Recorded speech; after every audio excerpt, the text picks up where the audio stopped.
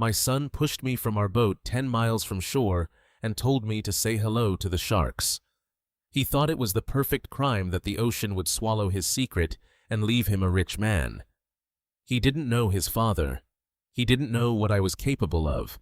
And when he returned to my home that evening, ready to claim his inheritance, I was waiting for him. I looked him in the eye and said, "I have a gift for you, too." Before I tell you what happened next, please let me know where you're listening to this story from in the comments below. And if you've ever had to prove someone wrong who underestimated you, hit that like button and subscribe for more stories. The Florida sun was a merciless white orb in the sky, baking the August air until it shimmered. The sea was as flat as glass, the surface broken only by the gentle silver ripples of a light breeze. My boat, the Isabel, cut cleanly through the turquoise water, its engine humming a steady, sleepy rhythm.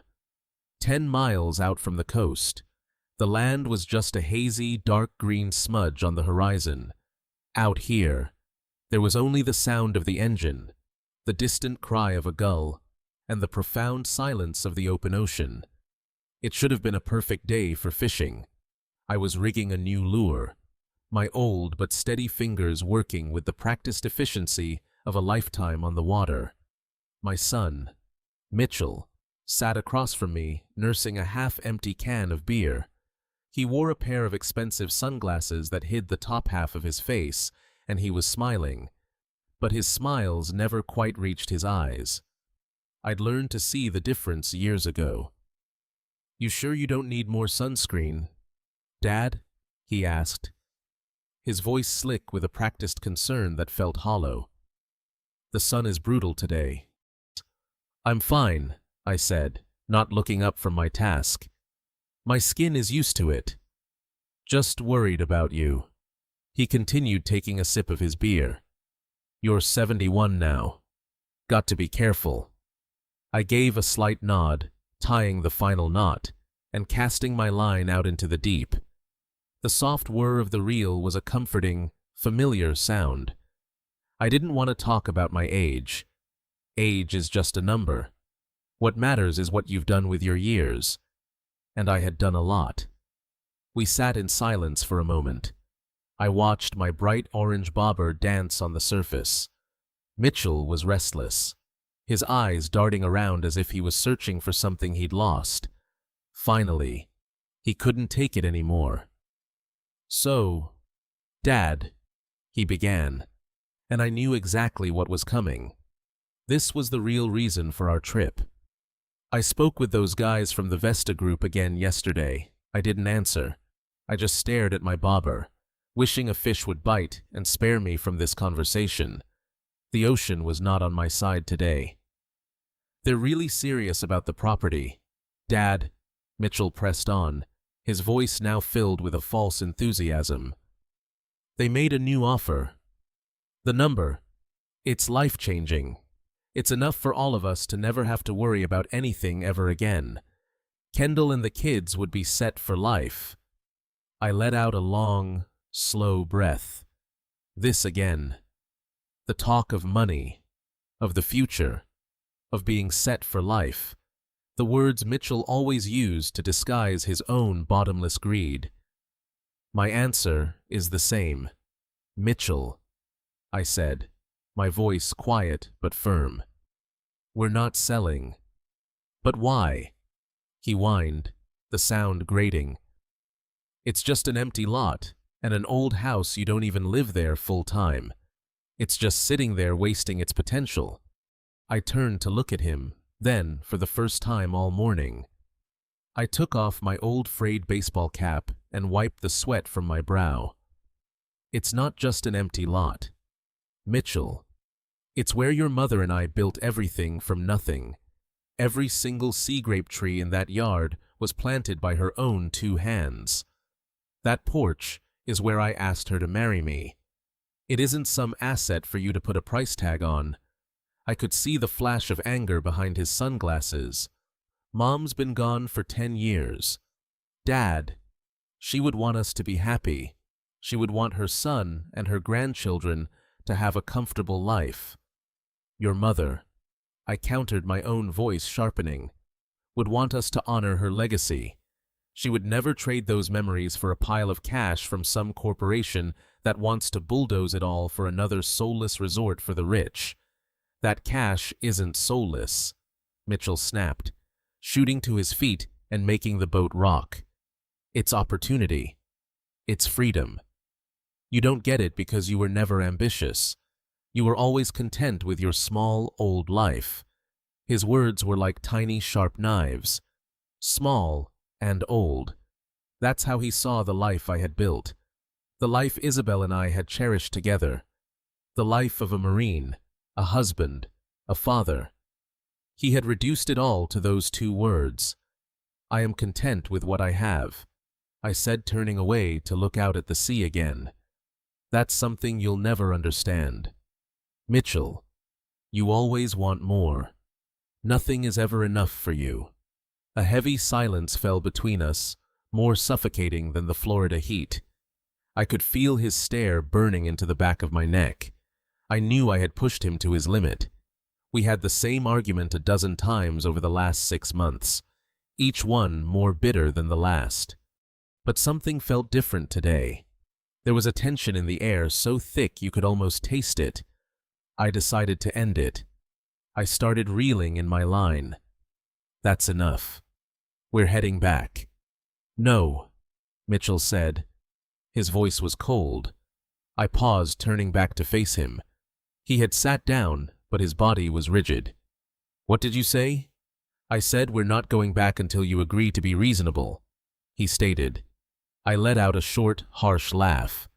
You don't get to make demands on my boat. Son, maybe it's not your boat anymore, he whispered, but the words were perfectly clear. A chill ran down my spine, defying the searing heat. I stood up to face him fully. What did you just say to me? Mitchell stood up, too. Now without the fake smile. His face was that of a stranger.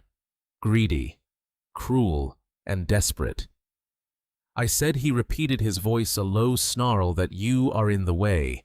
You are an obstacle to this family's future. This family, I demanded, my voice trembling with rage. The family that I raised you in, that I educated you in, that I bailed you out of debt for time and time again. You call me an obstacle? Yes, he shouted, spit flying from his mouth. A stubborn, selfish obstacle clinging to the past. You don't care about us. You only care about that house, about a ghost. The argument had reached its peak. All restraint was gone. My answer is no, I said, my voice like steel. As long as I am alive, that house will stand. You will never get it. It was a mistake. I had said the fateful words. The look on Mitchell's face changed completely. The hot anger vanished, replaced by a terrifying calm, a cold clarity in his eyes. So, the problem is, as long as you're alive, is it? Before my 71-year-old brain could fully process the monstrous meaning of that question, before my body could react, he lunged. He wasn't an angry son anymore. He was a force of nature, fueled by desperation and greed. The strength of a 40-year-old man easily overpowered me. I felt a tremendous violent shove in my chest.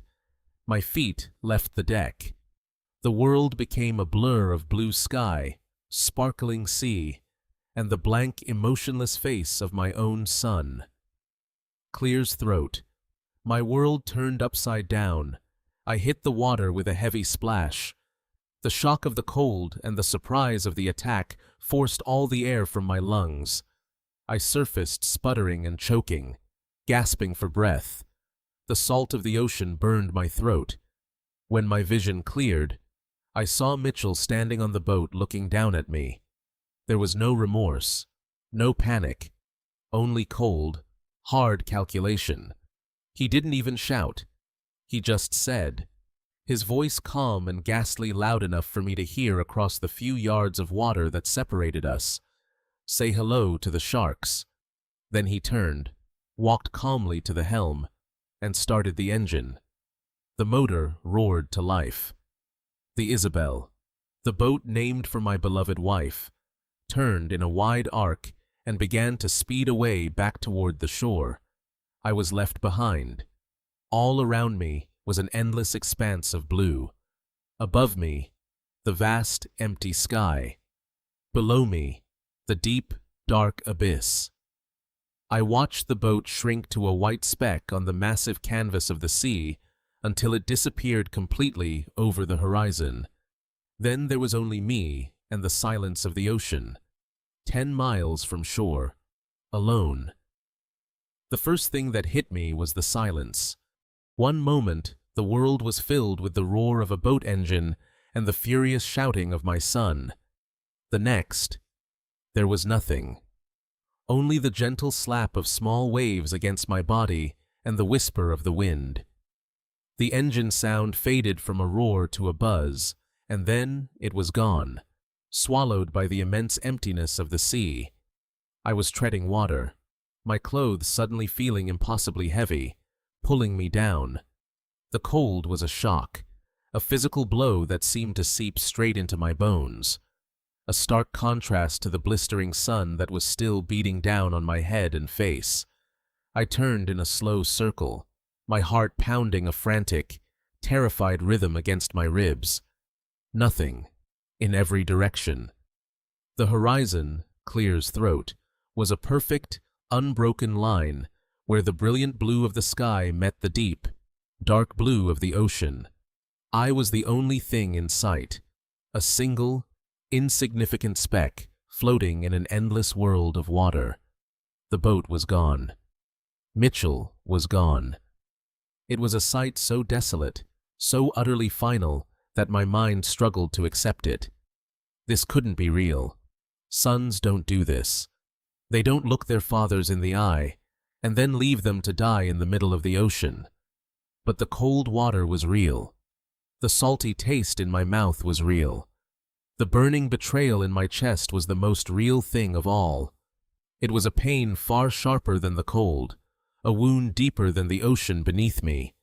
I thought of a little boy with sandy hair, maybe 5 years old, holding my hand on the dock and looking up at me with absolute trust in his eyes.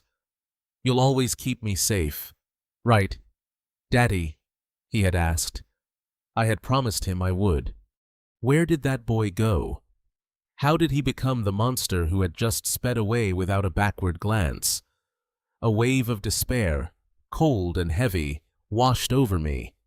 I was 71 years old. I was 10 miles from shore with no life vest and no hope of rescue. The odds weren't just bad. They were non-existent. For the first time, the sheer crushing reality of my situation began to sink in. He had done it. My son had murdered me. He had just left the ocean to finish the job. A profound and terrible exhaustion took hold of me.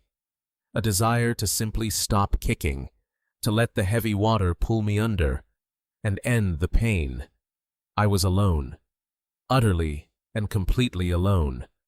Just as my muscles began to give in to the sweet siren call of exhaustion, a voice echoed in my head.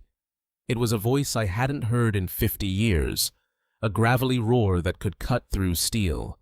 It was Gunnery Sergeant McKinnon, my drill instructor at Camp Pendleton, a man made of leather and fury. I was 19 again, shivering in the cold Pacific during a night training exercise, my body screaming for me to quit. "Pain is just a feeling.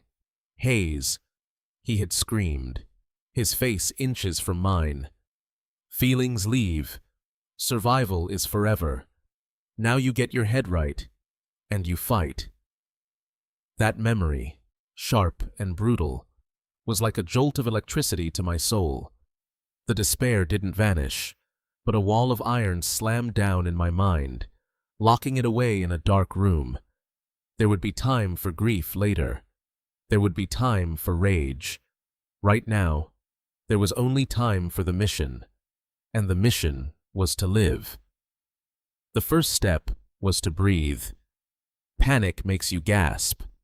Gasping wastes oxygen and energy. I closed my eyes and focused, forcing my ragged breaths into a slow, steady rhythm. Inhale for 4 seconds. Hold for 4. Exhale for 4. It was a technique from drown-proofing training drilled into us in a cold, dark pool until it became second nature. They held us under until our lungs burned, teaching us that the body's first enemy isn't the water. It's the panic in your own mind. I could feel my frantic heartbeat begin to slow, the terror receding to a manageable hum in the background. My mind started to clear. Next, the weight. My work boots felt like anchors. My denim jeans were saturated, clinging to my legs like a lead blanket. Sergeant McKinnon's voice barked in my memory again. Weight is a death sentence. Ladies, the ocean will use anything it can to drag you down to hell. Travel light or you won't travel at all. I took a deep breath, dipped under the surface, and worked at the laces of my boots. They were stiff, but my fingers, though cold, were steady. One boot came off, then the other. I watched them sink into the deep blue, disappearing into the darkness below. It felt like a small victory. I unbuckled my belt and wriggled out of my jeans, kicking them away. Now, in just my shirt and shorts, I felt lighter, more agile. I was no longer fighting my own clothes. I floated on my back for a moment, letting the sun warm my face as I took stock of my situation. This wasn't a hostile environment. It was just an environment. It had rules. Sun, wind, current. My training in reconnaissance and navigation took over. The sun was high, but beginning its descent westward, that gave me my bearings. I licked a finger and held it up to the wind, a faint but steady breeze from the southeast. I let my body relax and felt the subtle but persistent pull of the current. It was moving northwest, a slow, lazy river within the ocean.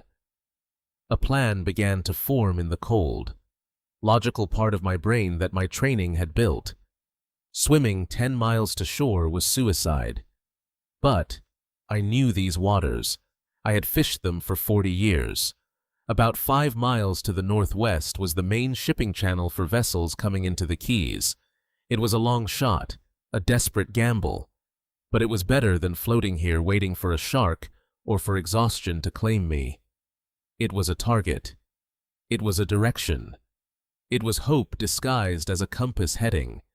The part of me that was a grieving father, a betrayed old man, was still screaming in that locked room in my head. The image of Mitchell's cold, dead eyes as he sped away was burned into my mind. The sheer monstrosity of it threatened to overwhelm me. But the Marine in me took control.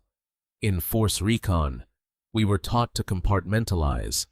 You put the fear, the anger, the pain into a box. You lock it. You deal with the mission. Oh, you can open the box later, if you survive. I created a new motto for myself, a variation on the old one. The Recon motto was swift, silent, deadly. Mine would be calm, efficient, alive. I would not waste a single movement, not a single calorie of energy. I began to swim, not a frantic crawl, but a slow, measured breaststroke, keeping my head above water as much as possible to watch for any signs of a boat. I set a rhythm, swim for 15 minutes, float on my back for 5, conserve energy, maintain discipline. My muscles quickly began to ache, the salt stinging the scrapes on my hands. The sun beat down and thirst became a dull throb in the back of my throat, but I ignored it. I focused only on the rhythm. Stroke, breathe, kick, glide. 15 minutes on, 5 minutes off. It was a grueling, monotonous routine, but it was a routine. It was control.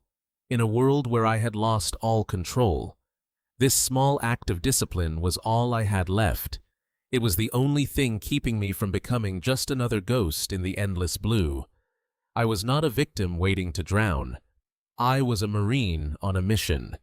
And Marines don't quit. The anger was still there, a hot burning coal in my gut. Every time I thought of Mitchell's face, of his final cruel words, a fresh wave of rage would surge through me. For a moment, I wanted to give in to it, to scream until my lungs gave out, to thrash in the water until I had nothing left. But what would that accomplish? I would die exhausted and full of hate, and Mitchell would win. He would get everything he wanted. He would sell the land, bulldoze the house, and erase every last trace of the life Isabel and I had built. He would desecrate her memory for money. And that thought, more than anything else, is what truly saved me. Suddenly, a memory of Isabel bloomed in my mind, so vivid it was almost painful. She was in the garden of our home, kneeling in the soft soil, with dirt on her cheek and a wide, beautiful smile on her face as she looked up at me. The sunlight caught in her hair, turning it to gold. "It's our paradise, Griff," she used to say. Our own little piece of heaven on earth. That paradise was what my son was trying to steal. He wasn't just trying to kill me. He was trying to kill her memory, too. And in that moment, floating alone in the vast, unforgiving ocean, I made a new vow. This was no longer just about survival. It was about justice. I would not let him win. I owed it to Isabel. I owed it to the 45 years of love and laughter we had shared in that home. The cold rage inside me didn't disappear. It crystallized. It sharpened into a single, unbreakable point of focus. My new mission was clear. I would live. I would get back to shore. And I would make sure the truth of what happened here today would see the light of day. Mitchell wanted to say hello to the sharks. Soon, he would be saying hello to the consequences. Time in the open ocean is a strange thing. There are no clocks, no schedules, only the slow, indifferent movement of the sun across the sky. The first hour was fueled by adrenaline and cold rage. The second hour was a grim exercise in discipline. By the third hour, the true struggle began. The initial shock of the cold water had long since worn off, replaced by the relentless, energy-sapping chill that comes from prolonged immersion. My muscles, which had responded so well at first, began to burn with a deep, persistent ache. My shoulders screamed with every stroke. My legs felt like lead weights, and each kick was a monumental effort. The sun, which had once been a distant point of navigation, became a tormentor. It beat down on my exposed head and shoulders, cooking my skin. My lips were cracked, and my throat felt like it was coated in sand. The thirst was a physical presence, a clawing need that distracted me and made it hard to think. I would occasionally dip my head under the surface just to feel the coolness on my face, a fleeting moment of relief in a sea of discomfort. But the salt water was a cruel tease. It surrounded me, yet I couldn't drink a drop. It stung my eyes, making them red and blurry, and it chafed my skin raw under my arms and around my neck. My disciplined routine of swimming and floating began to fray at the edges. The 5-minute rests felt shorter and shorter, while the 15-minute swims stretched into an eternity. My mind, starved of stimulation and racked with fatigue, began to play tricks on me. I would see a dark shape on the horizon, and my heart would leap with hope, only for it to be a cloud or a trick of the light. I heard the phantom sound of a boat engine, a low thrum just over the horizon, and I would waste precious energy treading water, craning my neck to see until the sound faded back into the whisper of the waves. Hopelessness was a patient predator circling just at the edge of my consciousness. It whispered to me during my floating rests. It told me the shipping lane was a fantasy. It told me no one was coming. It reminded me that I was a foolish old man clinging to a life that had already been stolen from him. I had to actively fight it, summoning the face of Gunnery Sergeant McKinnon, summoning the memory of Isabel's smile. I started talking to her out loud, my voice a hoarse croak. "Just a little farther. Izzy," I'd whisper. "Just got to keep going for you." It felt crazy talking to a ghost in the middle of the ocean, but it was better than listening to the despair. A jellyfish, a translucent purple bell, drifted past me. I managed to avoid its main body, but one of its long, trailing tentacles brushed against my forearm.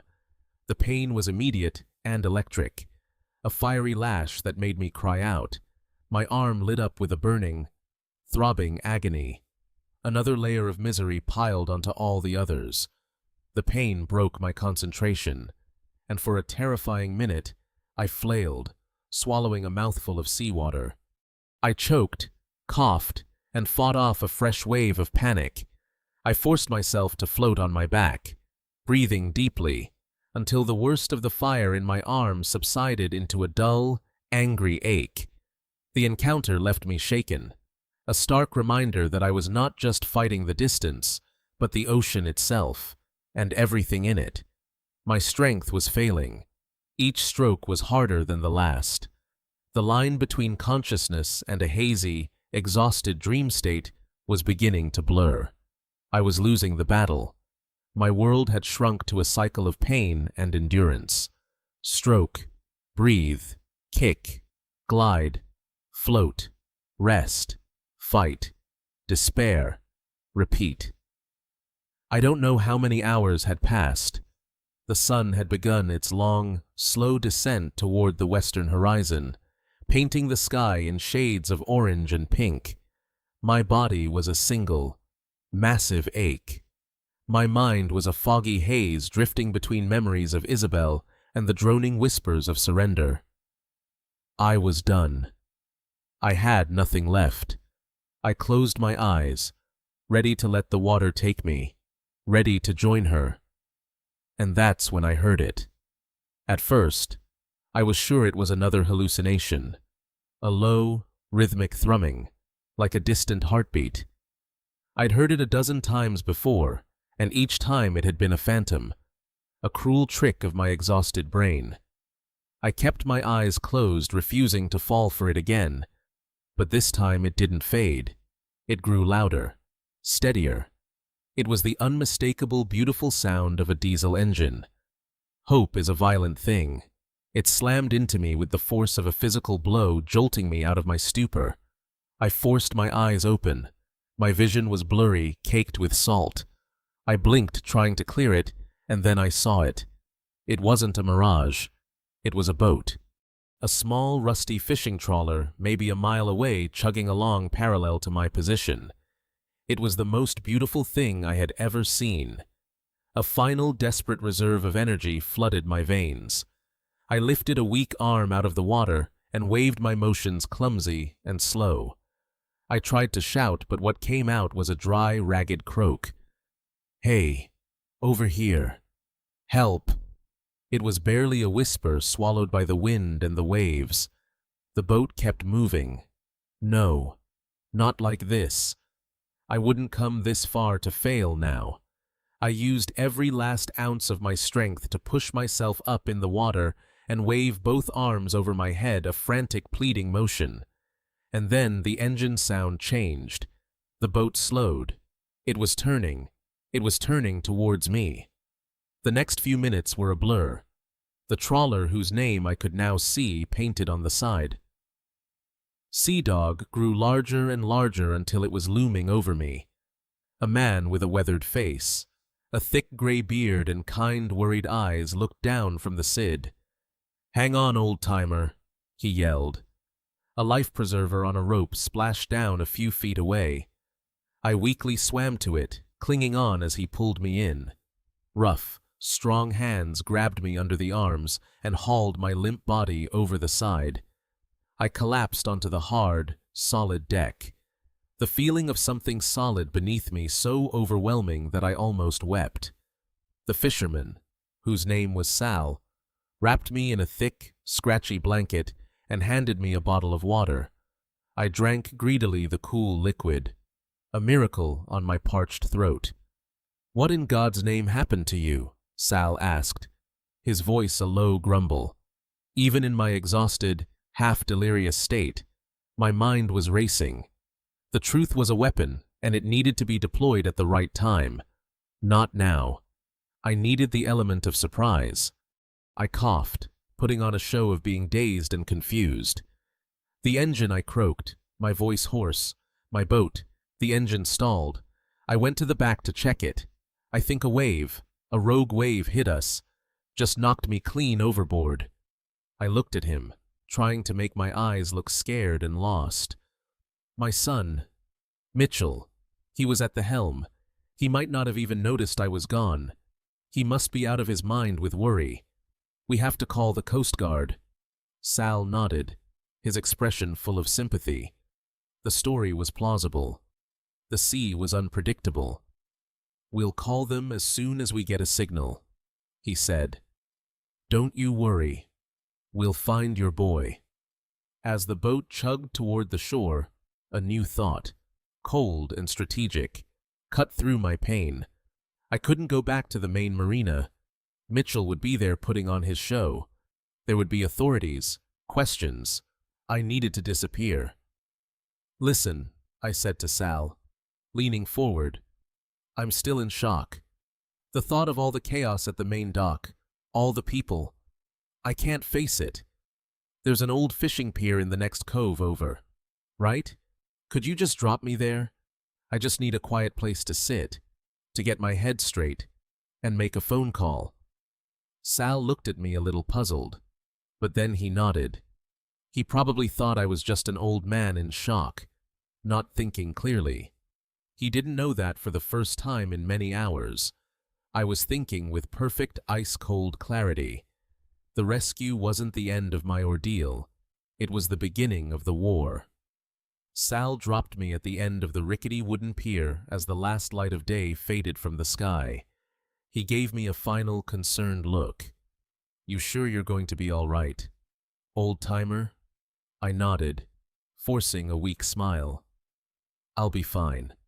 Just need a minute." "Thank you, Sal. You saved my life." He grunted in acknowledgement and steered the sea dog back out into the cove, leaving me alone in the gathering twilight. The moment the boat was out of sight, my manufactured weakness vanished. Every muscle screamed in protest, but I forced myself to walk a steady, determined pace off the pier and onto the quiet coastal road. I was a ghost now. Griffin Hayes, the 71-year-old retiree, was officially lost at sea, presumed drowned. This new person, this survivor, needed to move without a trace. My first stop was a small 24-hour convenience store about a mile down the road. The fluorescent lights inside felt harsh and alien after hours spent under the open sky. I walked straight to the ATM in the corner. My bank card was still in my wallet. Miraculously, I withdrew $300, the maximum daily limit. Cash was king for a man who didn't want to be found. Transactions leave a digital trail of breadcrumbs for Mitchell to follow if he ever got suspicious. Next, I bought a change of clothes from a rack of tourist apparel. A cheap t-shirt with a picture of a marlin on it, a pair of cargo shorts, and flip-flops. I changed in the store's grimy restroom, stuffing my wet, salty clothes into a plastic bag. Looking in the mirror, I barely recognized the man staring back. His face was burned red from the sun, his eyes were bloodshot and haunted, and his hair was matted with salt. He looked like a homeless drifter, which was perfect. No one would look twice at him. My most important purchase was a prepaid burner phone and a top-up card. I paid in cash, activated it right there in the parking lot, and then immediately turned it off. This phone was my new lifeline, a sterile connection to the world that couldn't be traced back to Griffin Hayes. Finally, I needed a place to lay low. Across the highway, The neon sign of a cheap motel, the Sandpiper Inn, flickered weakly. It was the kind of place people go when they don't want to be seen. I paid the night clerk in cash for a room at the back. The room smelled of stale cigarettes and bleach, but it had a bed, a shower, and a lock on the door. It was a fortress. I collapsed onto the lumpy mattress, the events of the day crashing down on me in a wave of exhaustion and pain. I was alive. I was invisible. And for the first time since my son's betrayal, I was safe. The ghost was in his new haunt, and now the hunt could begin. I sat on the edge of the lumpy motel bed for a long time, the burner phone feeling heavy and cold in my hand. For this next step, I had only one option, one person in the world I could trust with my life and with the truth. Making this call was a risk. It was pulling someone else into the darkness with me. But I had no other choice. My war required a brilliant general, and I knew exactly who to call. Anya Sharma was more than just my lawyer. She had been Isabel's best friend since they were in college together. She was the maid of honor at our wedding and the godmother to Mitchell. Her loyalty wasn't just professional, it was personal. She loved Isabel, and I knew she would do anything to protect her memory. That was the trust I was counting on. I took a deep breath, turned the phone on, and dialed her private cell number from memory. It rang 3 times before she picked up. Anya Sharma speaking. Her voice was as crisp and professional as ever. Anya, I said, my own voice, a low, rough whisper. It's Griffin Hayes. There was a sharp intake of breath on the other end of the line, followed by a stunned silence. I could almost hear the gears turning in her head, the disbelief warring with the recognition of my voice. Griff? My God, is that really you? They said the Coast Guard called it off. Listen to me very carefully. I cut in my tone, leaving no room for argument. Don't ask questions. Not on the phone. I need to see you. Tomorrow morning, 10 o'clock. There's a small diner called the Blue Heron, about 30 miles south of town on Route 1. I need you to be there. Come alone.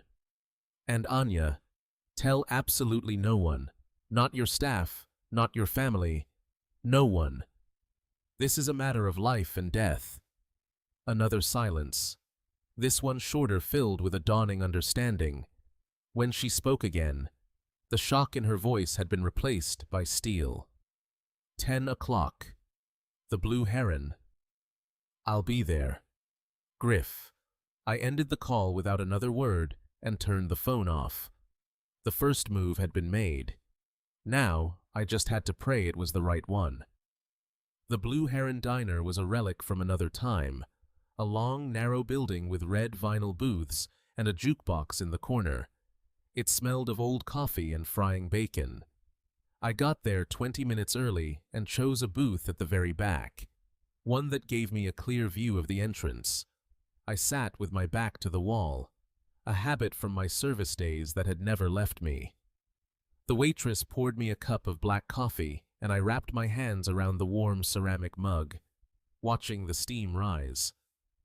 I felt like a soldier waiting for a clandestine meeting in enemy territory. In a way, I was. Anya arrived at 10 o'clock sharp. She walked in looking as poised and professional as ever. Sir, in a dark pantsuit. But I saw her eyes scan the room with a nervous energy. When her gaze landed on me, she froze for a fraction of a second. The carefully constructed mask of a high-powered attorney slipped, revealing the shocked and deeply worried face of a friend. She quickly composed herself, walked over, and slid into the booth across from me. Griff, she whispered, her voice tight with emotion. I couldn't believe it. I still can't. I didn't waste time on pleasantries. Thank you for coming, Anya, and for being discreet. I looked into her eyes, and in a low, steady voice, I told her everything. I told her about the conversation on the boat, the argument over the land, the coldness in Mitchell's eyes. I described the shove, the feeling of hitting the water, and his final chilling words. I told her about the long hours in the ocean, my rescue, Clear's Throat, by Sal, and the cover story I had invented. I laid out the facts like a field report, keeping my voice even, pushing down the rage and the pain that threatened to choke me. As I spoke, I watched Anya's face transform. Her initial shock melted into a look of pure horror. Her knuckles turned white as she clenched her fists on the table. When I finished, she was silent for a long moment, her dark eyes blazing with an intensity that startled me. Her first words were not about the law or legal options. They were a low, furious hiss. That monster, after everything you and Isabel did for him, everything she gave him, he would desecrate her memory like this. In that moment, I knew I had made the right choice.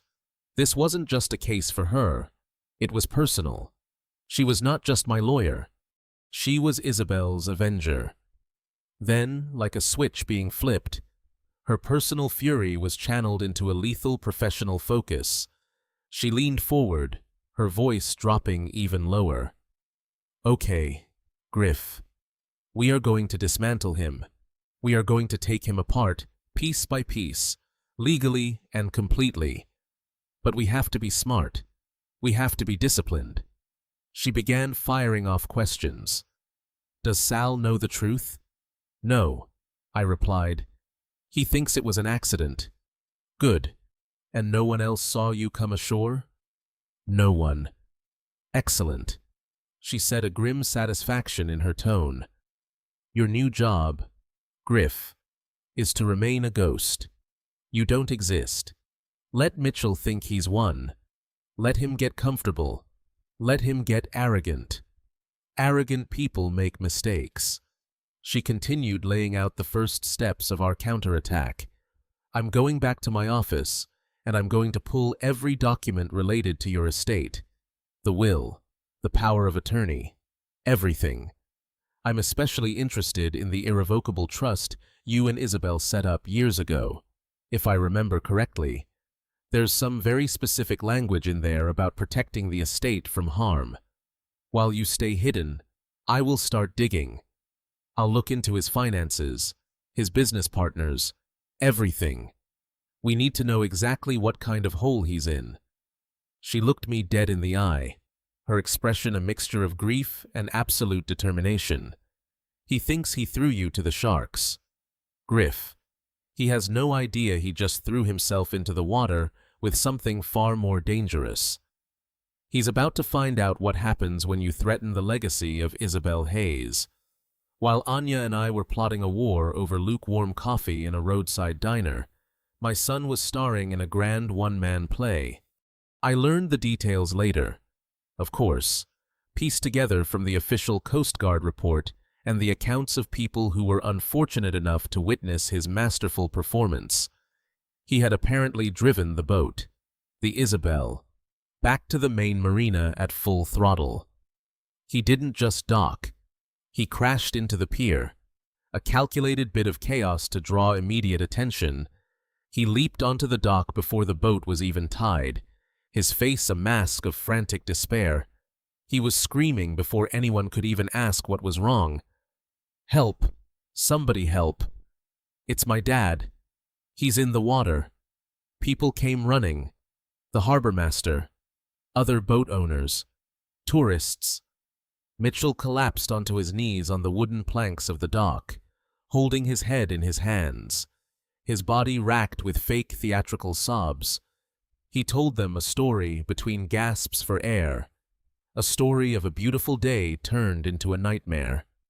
He said, I had been leaning over the side trying to fix a tangled line. He claimed he had just looked away for a second. Just 1 second. And when he looked back, I was gone. The current is so strong out there, he wailed, his voice cracking perfectly. I circled for an hour, screaming his name. I couldn't find him. He made sure to blame himself, a clever touch to elicit sympathy. I should have been watching him closer. He's 71. I should have known better. His performance was so convincing that people were patting his back telling him it wasn't his fault, that the sea can be cruel. In front of this captive audience, he pulled out his phone and made a very public, very loud call to the Coast Guard. His voice was a masterpiece of panicked pleading, giving them our last known coordinates and begging them to send everyone they could. He established himself on the official record as the distraught son who had done everything he could. His next call was to his wife, Kendall. I can only imagine the crocodile tears he shed as he broke the news. He would have told her the plan had worked, but he would have done it in a voice choked with fake grief, just in case anyone was listening.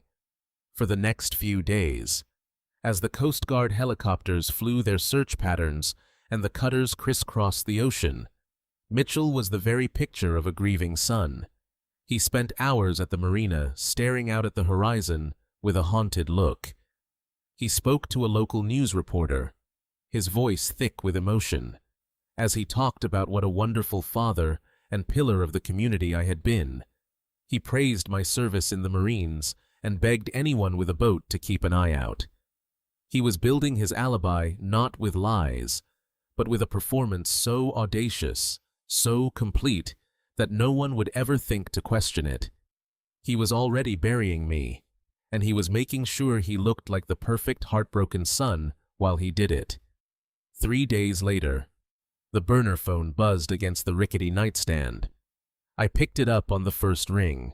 It was Anya. I was expecting an update, a bit of information about Mitchell's finances. What I got was the sound of a predator who had just cornered its prey. There was a grim, triumphant excitement in her voice that sent a shiver down my spine. "Griff, I've got it," she said, her voice a low, focused hum. "I have our weapon, and it's better than I ever imagined. It's beautiful." Isabel was a genius. "What is it?" I asked, sitting up straighter. "Do you remember about 20 years ago when you two were doing your estate planning? We set up an irrevocable living trust to hold the title for the Keys property and your main investment accounts." I vaguely remembered.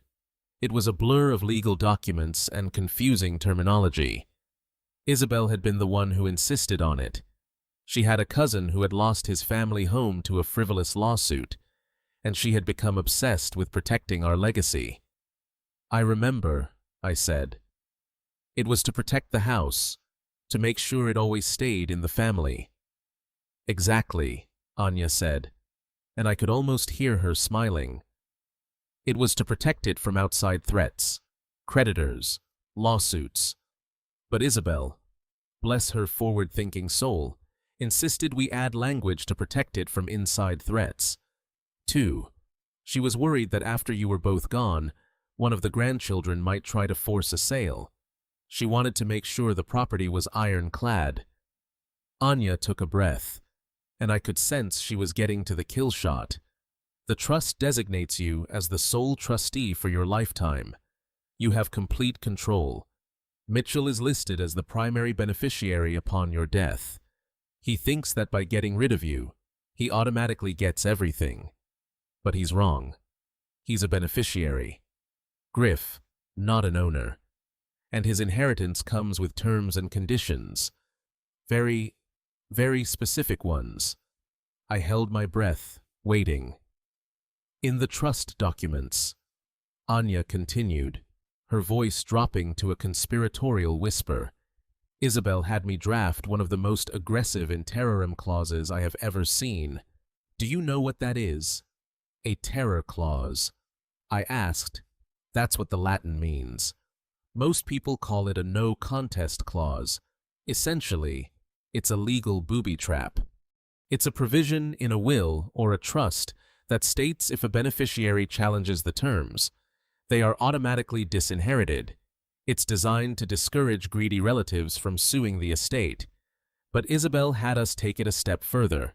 She was always fiercely protective. I could picture my wife sitting in Anya's office, her jaw set with determination, insisting on every word. "Our clause," Anya said, the satisfaction in her voice as clear as a bell, "states that any listed beneficiary who takes any action that directly or indirectly causes physical, financial, or emotional harm to the trustee, or who attempts to subvert the trustee's wishes and seize control of the trust's assets, is to be immediately, automatically, and permanently cut off. They forfeit all rights, all claims, all inheritance. It's as if they cease to exist in the legal document." The weight of her words settled over me. It was a voice from the grave, a shield forged 20 years ago by my wife's love and foresight reaching out to protect me now. "So, what you're saying is, I began," my mind slowly connecting the dots. "What I'm saying, Griff," Anya cut in, her voice now sharp as a razor, "is that when Mitchell pushed you off that boat, he didn't just try to murder his father. In the cold, precise language of the law, he committed an act of direct physical harm against the trustee in an attempt to seize control of the trust's primary asset. He didn't just break the law of the land, he broke the law of the trust. He walked right into the legal trap Isabel set for him. By trying to steal his inheritance, he legally voided it. He disinherited himself right there, 10 miles out at sea. He just doesn't know it yet." While Mitchell was playing the role of the bereaved son for the world, Anya became a ghost, just like me.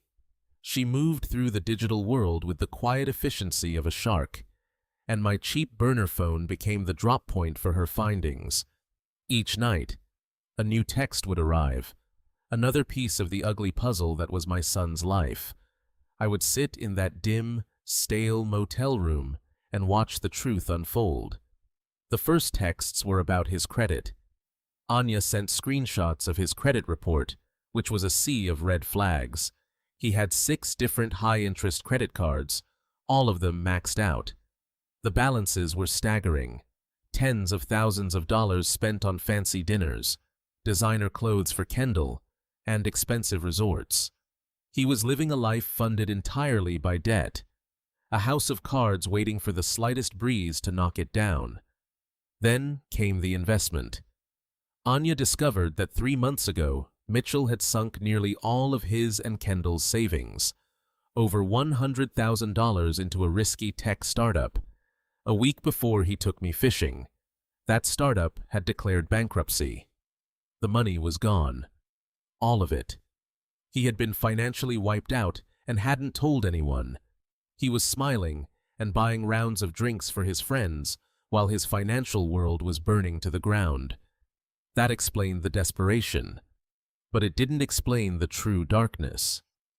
The final piece came from a private investigator Anya hired, a discreet professional who specialized in digging into financial shadows. The investigator found a pattern of large regular cash withdrawals and wire transfers. The transfers weren't going to other investments. They were going to offshore accounts associated with high-stakes online poker sites. Mitchell didn't just have a debt problem, he had a gambling problem. A serious one. As I stared at the numbers on my tiny phone screen, a cold, sick feeling washed over me. It wasn't shock. It was a profound and terrible sadness. It was the final confirmation of a weakness I had seen in him his whole life. A hunger for the easy win. A refusal to accept reality. I had bailed him out of smaller debts before thinking I was helping. Thinking he would learn. But I hadn't been helping. I had been feeding the beast. The motive was now horribly clear. He wasn't just trying to unlock a future fortune. He was trying to outrun a past that was about to swallow him whole. And he was willing to kill his own father to do it. We now had the why. And it was uglier than I could have ever imagined. My first instinct was to act. We had the motive. We had the legal weapon Isabel had left for us. I wanted to march into town, find Mitchell, and confront him with everything we knew. I wanted to see the look on his face when his world came crashing down. But Anya, ever the strategist, held up a calming hand during our next phone call. "Patience, Griff," she said, her voice steady and firm. "Right now, the attempted murder is your word against his. He'll hire a slick lawyer who will try to paint you as a confused old man who fell overboard. But Mitchell thinks he's won. He's arrogant, and arrogant people always overplay their hand. We need to let him—" I didn't understand at first. Let him what? Let him get away with it? "No," Anya replied, a cold satisfaction in her voice. "We're going to let him commit another crime. A crime on dry land. A crime that leaves a beautiful, undeniable paper trail. Right now, he's waiting for the Coast Guard to officially call off the search. As soon as they do, I guarantee he will file a petition to have you declared legally dead. He needs that death certificate to get his hands on the estate." The cold, brutal logic of her plan settled in. It was painful. It meant I had to stay hidden, a ghost, while my own son danced on my grave and tried to steal my life's work. It meant I had to watch him lie to the world, to hour and desecrate the memory of his mother. But Anya was right. Mitchell's greed would be his own undoing. We wouldn't just accuse him of a crime. We would let him hand us the evidence of a new one on a silver platter. So, we waited. We set the trap, and then we faded into the shadows to watch. All he had to do was be himself, and his own arrogance would make him walk right into it. It took 2 full weeks. 2 weeks of hiding in that dingy motel room, living on bad coffee and cheap takeout. 2 weeks of watching the local news, seeing my own sun-weathered face flash on the screen as the missing boater. Each day was a lesson in patience, a slow, agonizing wait while the wheels of the official process turned. Anya called me every evening with a brief, quiet update. "They're still searching. Griff, just hold on. He'll get impatient." She was right. On the 15th day, the news anchor reported it with a somber expression. The Coast Guard had officially suspended the active search for Griffin Hayes. They offered their condolences to the family and declared me lost at sea. Another tragic statistic. That was the signal. That was the green light Mitchell had been waiting for. From Anya's perspective inside the county legal system, she could see things I couldn't. She described it to me as watching a predator fat and confident finally emerge from the shadows to claim its prize. The very next morning, a mere 12 hours after the search was called off, Mitchell and Kendall walked into the county clerk's office. Anya had an old friend working there who watched the whole thing. She said they looked the part perfectly, dressed in black, their faces etched with practiced sadness. Kendall even carried a tissue to dab at her dry eyes. Mitchell presented the official Coast Guard report and a sworn affidavit. He solemnly told the clerk about my age, my supposed health conditions, a slight heart murmur he'd exaggerated into a major risk factor, and the tragic, unavoidable nature of the accident. He painted a picture of a loving son who had lost his hero and was now reluctantly forced to handle the necessary legal affairs. He formally petitioned the court for a presumptive death certificate. Anya explained the legal weight of this document. It was more than just a piece of paper. It was a key. With it, Mitchell could unlock everything. He could go to the banks, access accounts, and most importantly, present himself as the rightful heir and new executor of my estate. It was the linchpin of his entire plan. But it was also his fatal mistake. What he saw as a finish line was actually a tripwire. Every word on that petition was a lie. Every signature was an act of fraud. He wasn't just being greedy anymore.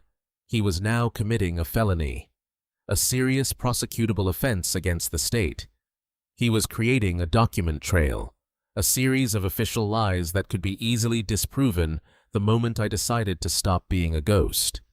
When Anya called to tell me the petition had been filed, there was no celebration in her voice, only a cold, hard finality. "The trap is sprung.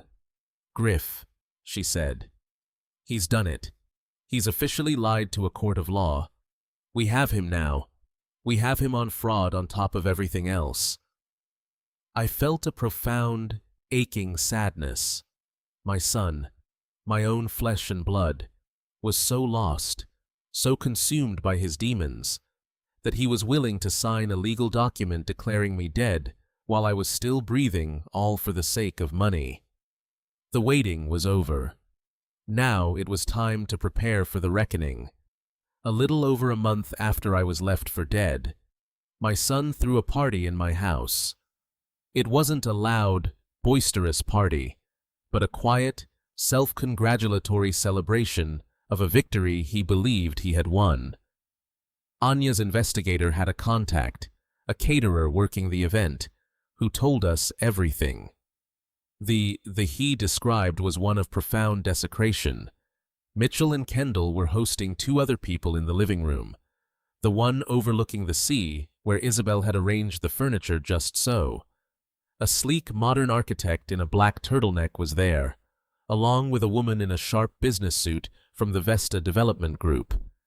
They weren't drinking beer. They were drinking expensive champagne, the kind Mitchell couldn't possibly afford, served in my wife's crystal flutes. My old, comfortable leather armchair, the one I'd sat in every evening for 30 years, had been pushed into a corner, and a large architectural blueprint was spread out across the antique coffee table Isabel had inherited from her grandmother.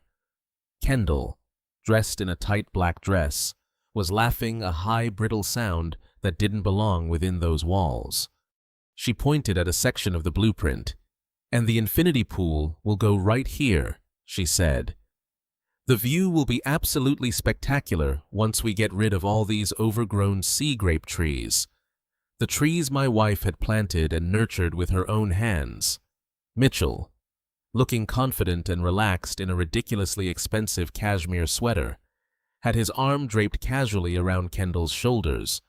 He swirled the champagne in his glass. "It's all about maximizing the footprint," he said, using the corporate jargon he loved so much. "The current structure is a complete teardown, of course. Sentimental value doesn't exactly translate to market value." He said it with a smirk, getting a polite chuckle from the architect and the executive. The caterer noted how they treated the house not as a home, but as a temporary inconvenience. Kendall had already replaced Isabel's hand-stitched throw pillows with soulless gray cushions. A small, beautiful watercolor of a heron that Isabel had painted was gone from the mantelpiece, replaced by a tasteless, abstract metal sculpture. They were erasing us.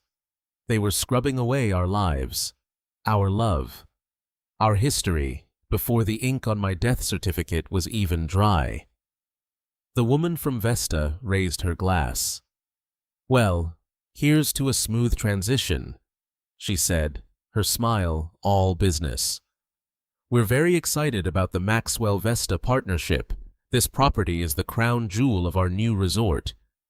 "To the future," Mitchell toasted, clinking his glass against hers, "and to leaving the past where it belongs." They drank to that. They drank to my death. They drank to the destruction of my home. They sat there, 4 people in my living room plotting the demolition of a life's work, laughing and sipping champagne. They were so sure they had won. They were comfortable, arrogant, and completely blind to the storm that was gathering just outside their door. They had no idea that a ghost from the past was about to walk into their perfect future and burn it to the ground. The party my caterer source told me was just getting started when the doorbell rang. Kendall let out an audible sigh of annoyance, placing her champagne flute down with a delicate clink. "Honestly, who could that be?" she complained to the room at large, as if the doorbell were a personal affront to her celebration. "The caterer is already here, probably a delivery for a neighbor." She smoothed down her dress and walked to the front door, her heels clicking on the hardwood floors that she already considered her own. She pulled the heavy oak door open with an impatient flick of her wrist, a bored, dismissive expression already on her face. And then she froze. The man standing on the porch was not a delivery driver. He was old, gaunt, and weathered with skin tanned the color of dark leather and burned raw in patches across his cheeks and forehead. He was thinner than she remembered, as if the sea had stripped away every ounce of softness from him, leaving only hard angles and bone. His clothes, a cheap t-shirt and cargo shorts, hung loosely on his frame, but it was his eyes that made her blood run cold. They were the same piercing blue eyes she had always known, but all the warmth was gone.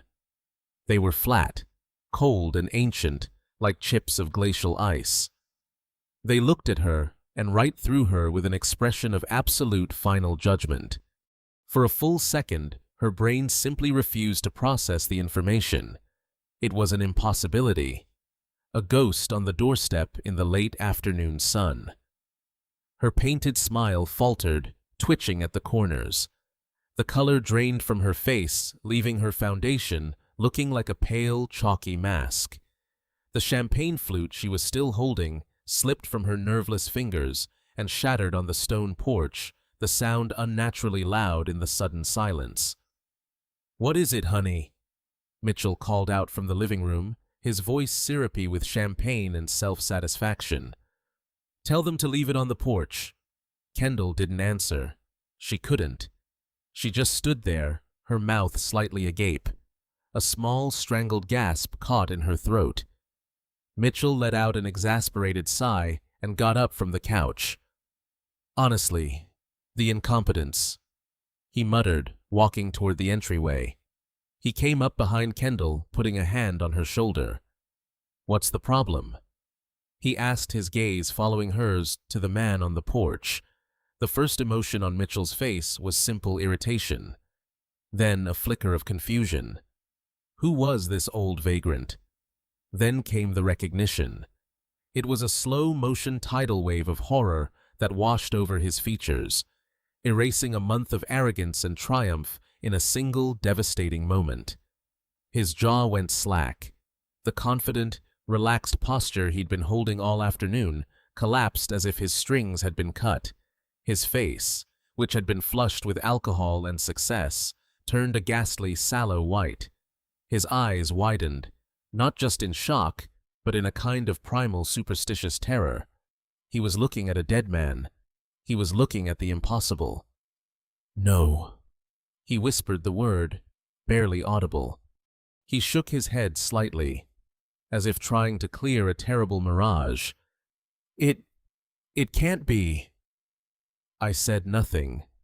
I just held his gaze, letting the silence stretch, letting him drown in the reality of my presence. I wanted him to feel the full weight of his failed crime crashing down on him. I wanted him to understand that his perfect future had just evaporated.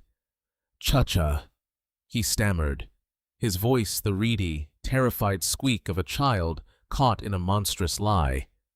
You're alive. Oh my God, it's a miracle. It's a miracle." He started to put on the act, the muscle memory of his deception kicking in, but it was a pathetic, transparent performance. His eyes weren't filled with relief. They were filled with the sheer terror of a cornered animal. I took a slow step forward, crossing the threshold into my home. Kendall flinched back as if I were a leper. The architect and the executive in the living room were now on their feet, their champagne flutes frozen halfway to their lips, staring at the unfolding drama with confused fascination. I walked right past my son and his wife, my gaze sweeping over the blueprints on the coffee table, the new soulless pillows on the couch, the empty space on the mantelpiece where my wife's painting used to hang. I looked at the champagne bottle chilling in a silver bucket, the half-eaten hors d'oeuvres, a funeral feast. Finally, I turned back to face my son, who was still standing by the door, trembling, his mind utterly broken. I looked him dead in the eye, and my voice, when it came out, was not the voice of the father he knew. It was the voice of the man who had survived the ocean, a voice scraped raw by salt and stripped of all warmth. There was no miracle. "Mitchell," I said, my words dropping into the silent room like stones into a deep, dark well. "There is only the truth. You left a gift for me out there in the ocean. Now, I have a gift for you, too." The words hung in the air, heavy and cold, sucking all the oxygen from the room. My gift for him. The friendly, celebratory atmosphere of the party evaporated, replaced by a silence so profound you could hear the frantic pounding of my son's heart. Mitchell's pathetic attempt to feign relief vanished, replaced by the raw, naked terror of a man whose worst nightmare had just walked through his front door. He stared at me, his mouth opening and closing like a fish, but no sounds came out. The gears of his deceitful mind had finally ground to a halt. Kendall, who had been frozen by the door, let out a small whimpering sound. She looked back and forth between me and her husband, her eyes wide with panic, finally understanding that the dream life she had been toasting just moments before was now a pile of ash. The architect and the woman from Vesta Development stood awkwardly by the coffee table, their champagne flutes still in hand. They looked at each other, their expressions a mixture of confusion and dawning horror. They had walked into what they thought was a business meeting and had stumbled into the middle of a grim family apocalypse. The woman, ever the professional, tried to salvage the situation. "Perhaps," she said, her voice strained, "we should come back at a better time." "You should stay," I said, my voice quiet but carrying an authority that made them both freeze in place. "You're part of this. You're the reason he was in such a hurry." I took another slow step into the room, my eyes never leaving Mitchell's. I was a general on a battlefield of my own choosing, and he was a routed soldier with nowhere left to run. "You put on quite a show, son," I said, my voice devoid of any emotion except a cold, hard finality. "The grieving son, the tragic accident, you almost had me convinced." "Dad, please." Mitchell finally managed to choke out, taking a stumbling step toward me. "I don't know what you're talking about. I was so worried I thought you thought I was dead." I finished for him, my voice like ice. "You counted on it. You signed the papers. You popped the champagne. You started carving up my life before my body was even cold." Each word was a hammer blow, and I could see him physically flinch with each one. The lies were gone. The act was over. There was only the ugly truth left exposed and rotting in the middle of my living room. As my final words settled in the silent room, the doorbell rang again, a sharp, piercing sound that made everyone flinch. Mitchell, in a desperate search for any kind of lifeline, looked toward the door as if a miracle might be waiting on the other side of the phone. "You should get that," I said calmly. "I believe it's for you." I didn't wait for him to move. I walked to the front door myself, my steps steady on the hardwood floors. I opened it, and standing on the porch was Anya Sharma, her face a mask of cold professional resolve. She was not alone. Flanking her were two men in plain suits who had the unmistakable hard-eyed look of law enforcement. The architect and the executive from Vesta saw them and visibly shrank, trying to melt into the expensive furniture. They now understood this was not a family squabble. This was a crime scene. Anya walked in first, her presence commanding the room. She was holding a thick leather briefcase. She didn't spare a glance for Mitchell or Kendall. Instead, she walked directly to the coffee table and placed her briefcase on top of the blueprints, symbolically crushing their fantasy future under the weight of the law. She opened it and pulled out a thick file folder, placing it on the table with a soft but definitive thud. She finally turned her gaze to Mitchell, and her eyes were merciless. "Mitchell Hayes," she began, her voice crisp and formal, cutting through the tension like a scalpel. "My name is Anya Sharma. I am the legal counsel for the Hayes Family Trust. This," she said, tapping a document on the top of the file, "is a certified copy of the petition you filed 2 weeks ago to have your father, Griffin Hayes, declared legally dead in a court of law. As you can see, your father is standing right here. This document signed by you, under penalty of perjury, constitutes felony fraud." Kendall let out a horrified sob. Mitchell just stared, his face ashen, his mind clearly unable to process the speed of his own destruction. But Anya wasn't finished. She pulled out a second thicker document bound in a blue cover. "And this is the founding charter of that trust, the one your mother and father established 20 years ago. I'd like to draw your attention to Article 4, Section B, the interregnum clause. Your mother was very specific about its wording.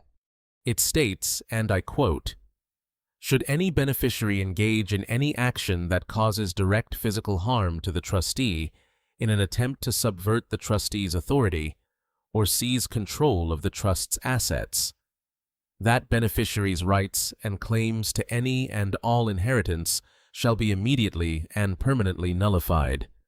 By pushing your father from that boat to steal his house, Mitchell, you legally disinherited yourself. You get nothing. You can't prove that," Mitchell finally blurted out, his voice a desperate cracking shout. "It's his word against mine. He's an old man. He fell. It was a tragic accident. I let him finish his pathetic denial. Then I slowly shook my head. 'You're right, son,' I said, my voice quiet. 'A person's word can be tricky. It's better to have something more reliable. I always did love technology.' I reached into my pocket and took out the small salt-stained personal GPS tracker. I placed it gently on the table next to Anya's files. This device was in my pocket the entire time. I explained. It tracks my location once every minute. It shows a very interesting story. It shows the boat, the Isabel, traveling 10 miles out to sea. It shows it stopping for approximately 8 minutes. And then it shows the boat returning to shore, leaving my tracker and me behind in the middle of the ocean. Mitchell's eyes were locked on the small black device as if it were a venomous snake. His last ounce of fight seemed to drain out of him. Then one of the detectives spoke for the first time, his voice calm and matter-of-fact. He held up a clear plastic evidence bag. Inside was the small waterproof audio recorder I always clipped to the inside of my vest. "We recovered this from your father's clothing, Mr. Hayes," the detective said. "The digital audio file is perfectly preserved. We heard the entire conversation, the argument about the property, your father's final refusal." He paused, letting the weight of his next words land with surgical precision. "And we have a very clear recording of you telling him to say hello to the sharks." That was it. That was the final blow. The sound that came out of Mitchell's throat was not human. It was a strangled guttural sob of absolute and total defeat. His legs gave out and he crumpled to the floor. Kendall erupted into hysterical wailing sobs, crying not for her husband, but for the life of luxury that had just been ripped away from her. The two detectives stepped forward, their movements efficient and practiced. They pulled Mitchell to his feet. The only sound in the room was Kendall's weeping and the quiet final click of the handcuffs locking around my son's wrists. The trial was a quiet, somber affair. There was no grand drama, no shocking revelations. There was only the cold, hard evidence laid out piece by piece for the jury to see. Anya presented the case with a calm, surgical precision. The fraudulent death certificate was displayed on a large screen for the court to see my son's signature clear as day.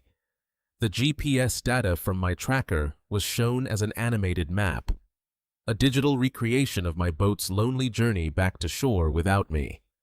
But the most damning evidence was the audio recording.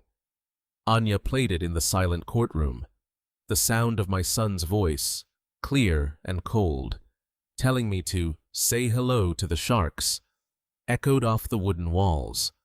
It was the sound of a soul completely devoid of compassion. Mitchell's defense was pathetic.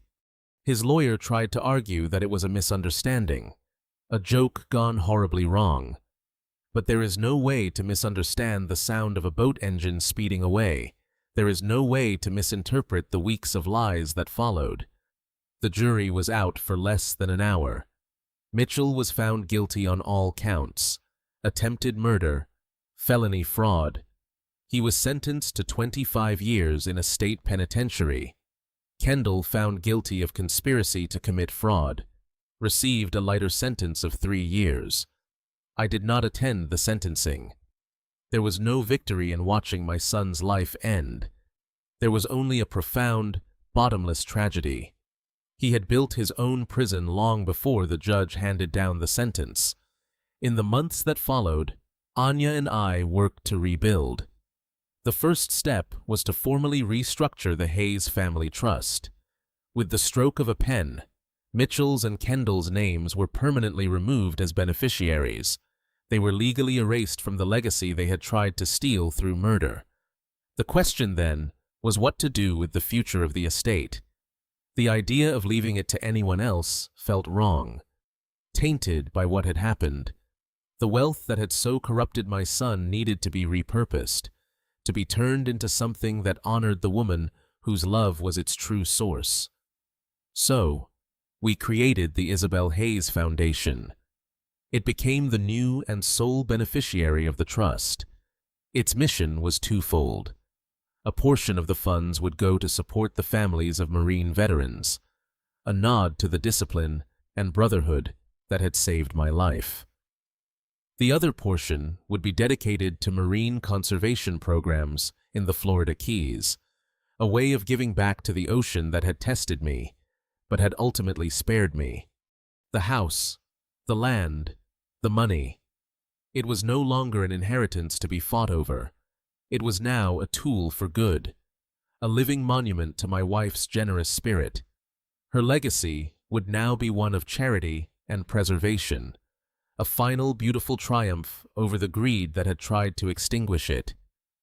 I am back in the house by the sea now. My house. I am sitting on the porch in the same old chair, watching the sun dip below the horizon, painting the sky in strokes of orange and gold. The sea is calm today, its surface like polished steel. It is not an enemy. It is not a graveyard. It is just the sea. I feel no anger. I feel no thirst for revenge. That fire burned out long ago, replaced by something quieter, something deeper. It is the feeling of peace.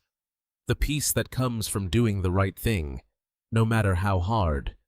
The peace that comes from protecting those you love. I did not save the house for myself. I saved it for her, for Isabel. Her memory lives in the whisper of the sea breeze through the grape trees she planted in the warmth of the setting sun on the porch where we dreamed our future. I have done my duty. I have honored my wife, and in the gentle rhythmic sound of the waves washing ashore, I can almost hear her laughing. This story taught me a hard lesson. Greed is a cancer of the soul. It can twist a person you love into an unrecognizable monster, making them believe that a shortcut to wealth is worth more than a lifetime of love and respect. But it also taught me that true strength isn't just in our bodies, but in our convictions. The legacy we build with love and honor is the only thing that truly endures. It is a fortress that no amount of money can buy, and no act of betrayal can ever truly demolish. That is the real inheritance. What would you have done in my shoes? Share your thoughts in the comments below. I'm curious to know how you would have sought your justice. And if you believe that honor and legacy are more important than money, please like this video and subscribe for more stories like this one. Laughter.